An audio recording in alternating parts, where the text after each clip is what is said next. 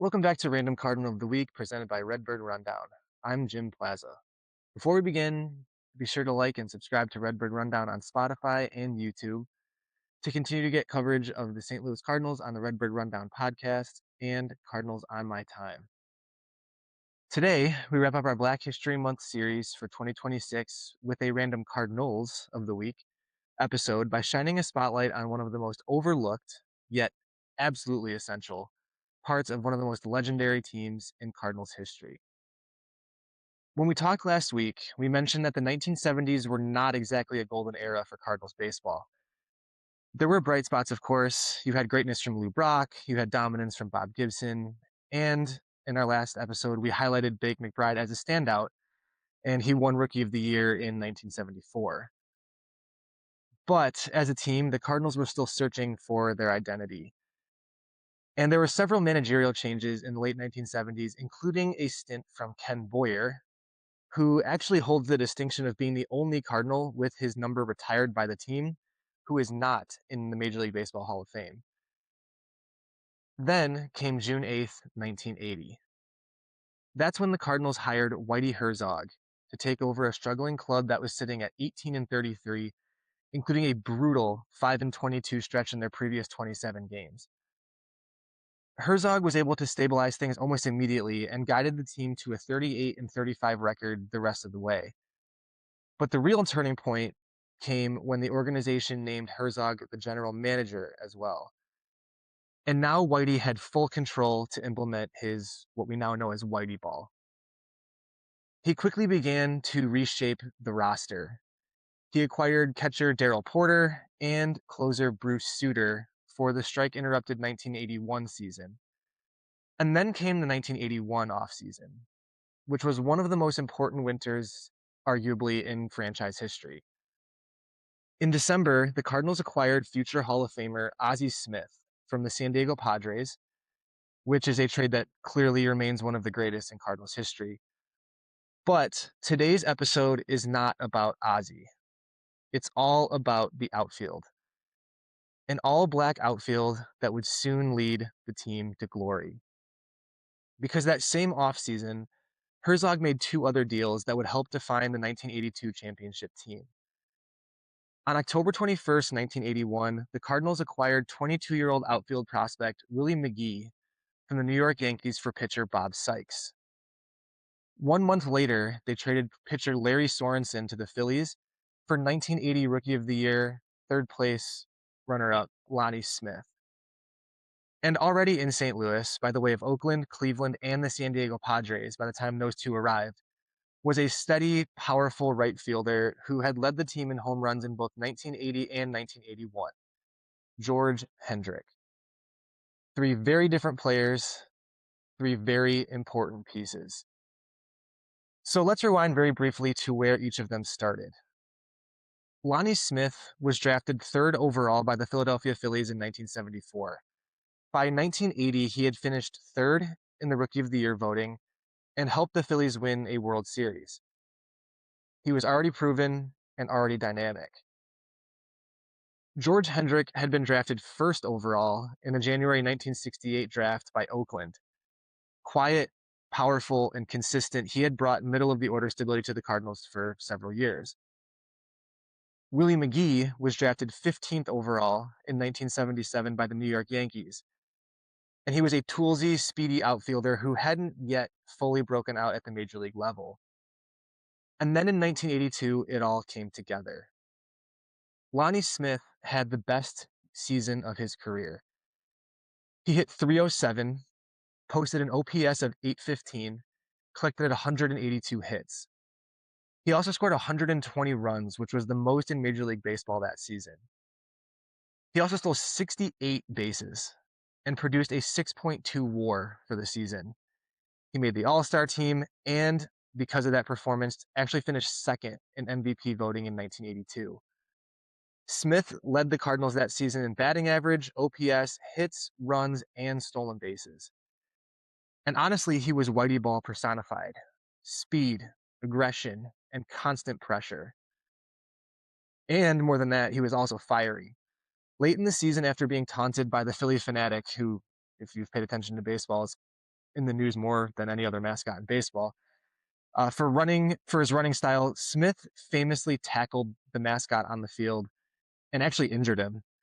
And Phillies fans responded by throwing bottles as Smith, rather than run away, turned and dared them to hit him, which they didn't. But that was Lonnie Smith, intense, emotional, and completely fearless.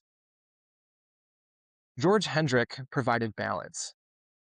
He was given the Silent nickname due to his interactions with the media, but his bat was anything but silent.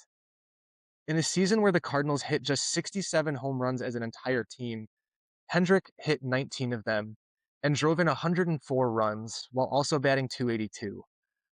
To put that in perspective, in 2026, Cal Raleigh, which is one of the greatest nicknames in baseball, the Big Dumper, hit 60 home runs by himself.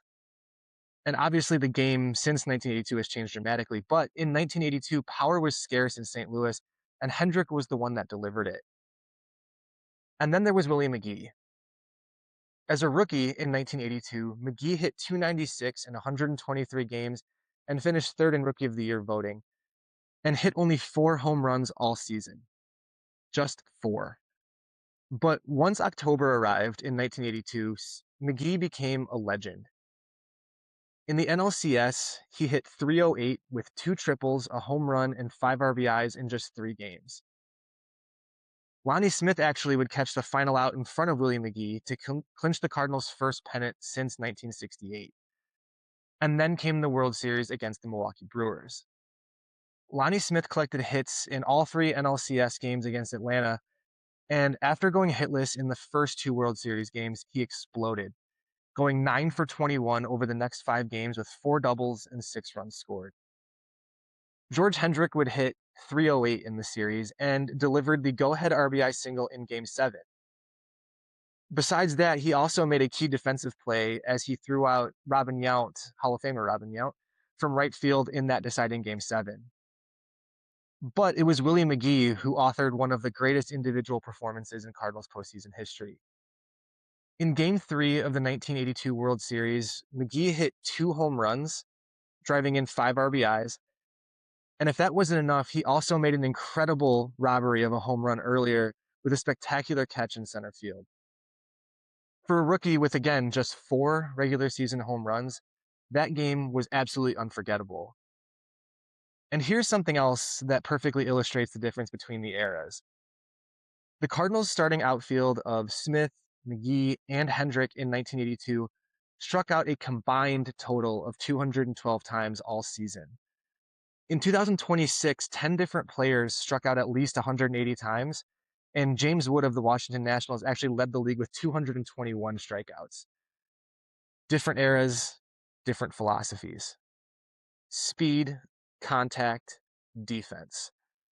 And in the 1982 World Series, that outfield committed 0 errors, helping the Cardinals win their 9th World Championship.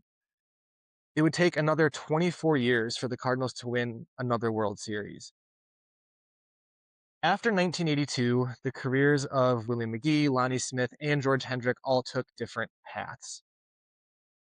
Lonnie Smith would play 2 more seasons in St. Louis. In 1983, he only played 130 games, but still hit well over 300.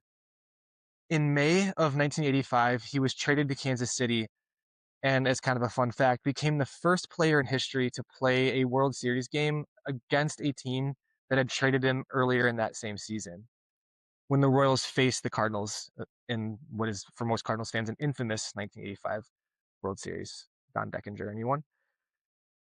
Smith would later play with Atlanta and hit a grand slam in Game 5 of the 1992 World Series, and ultimately finished his career in 1994.